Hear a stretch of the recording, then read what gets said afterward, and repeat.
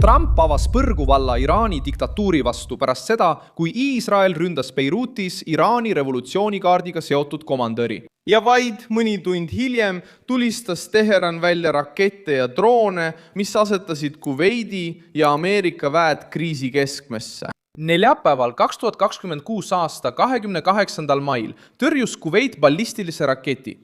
Ameerika Ühendriigid tulistasid alla Iraani droonid Hormuzi väina lähedal ning Washington hakkas käsitlema režiimi otsese agressorina, mitte välise provokatsiooni ohvrina. Trump sai poliitilise võimaluse sanktsioonide karmistamiseks, jõudude kõrgendatud valmisoleku hoidmiseks ja režiimile rahalise kasu keelamiseks, kuni see ähvardab naabreid. Mida Teheran üritas tõestada? Miks Trump nüüd karmistas? Kuidas see piiramine võib järgmise vastuse muuta? Ma räägin sulle sellest kõigest kohe. Kui sulle meeldib selline otsekohene ja keerutamiseta sisu, siis kaalu tellimist, sest siin on selliseid videoid pidevalt. Ja ta algas Iraani lõunaosas Bandar Abbasi piirkonnas, mis on oluline mereväe logistika ja režiimi raketistartide jaoks. Iraani väed lasid rünnakudroonid õhku Hormuzi väina lähedal asuvas piirkonnas, kus ameeriklaste kohalolek oli juba hiljutiste provokatsioonide tõttu kõrgendatud valmisolekus.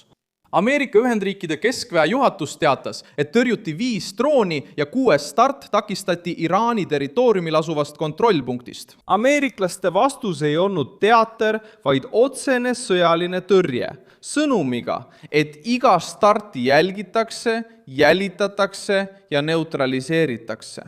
Provokatsioon muutus tõsisemaks, kui Iraan tulistas 27. mai õhtul ballistilise raketi Kuveidi suunas. Kuveidi väed tõkestasid raketi enne, kui see jõudis hävingut põhjustada ning esialgu ei teatatud hukkunutest ega vigastatutest. Sellest hoolimata avas rünnak Pärsia lahes poliitilise haava. Kuveit ei olnud tuumakonflikti keskne sihtmärk, ei juhtinud Iisraeli operatsiooni Beirutis ega olnud Teherani vastu suunatud rünnaku eesotsas. Sellegipoolest sattus see Iraani raketi teele. Just seal kukubki režiimi narratiiv kokku, sest kui sihid naaberriiki samal ajal, kui räägid läbirääkimistest, näitab see, et tahad kasutada hirmu diplomaatilise keelena.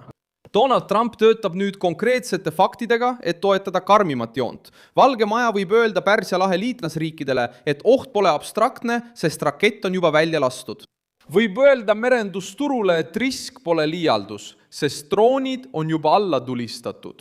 Võib öelda läbirääkijatele, et Teheran ei vääri leevendust, kui ta testib Ameerika kaitsevõimet ja ähvardab partnerriiki. Donald Trumpi tugevus seisnebki just selles.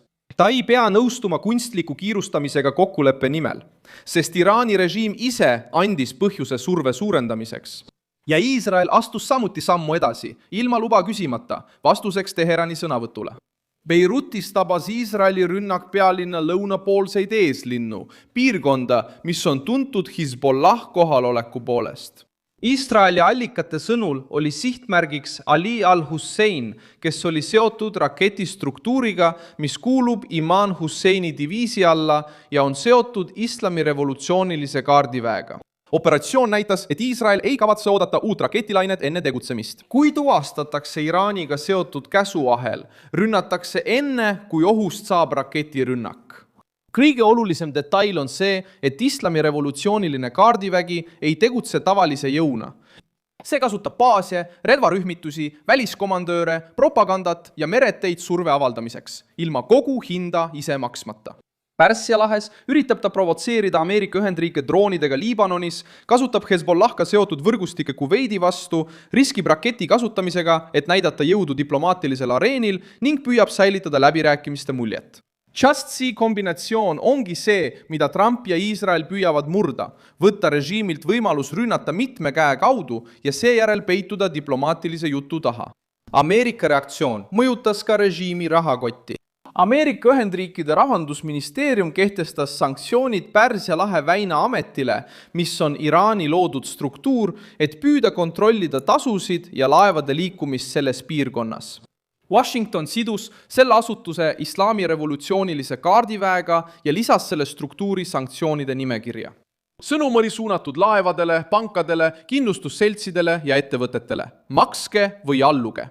Teherani nõue võib kaasa tuua Ameerika karistuse. Trump ei sihtinud ainult raketti, vaid ka masinat, mis muudab ähvarduse rahaks.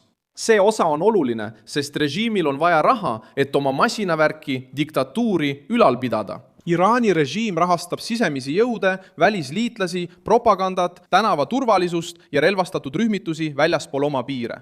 Kui Ameerika Ühendriigid katkestavad rahalised kanalid, jõuab surve poliitilise ellujäämise kõige tundlikumasse punkti.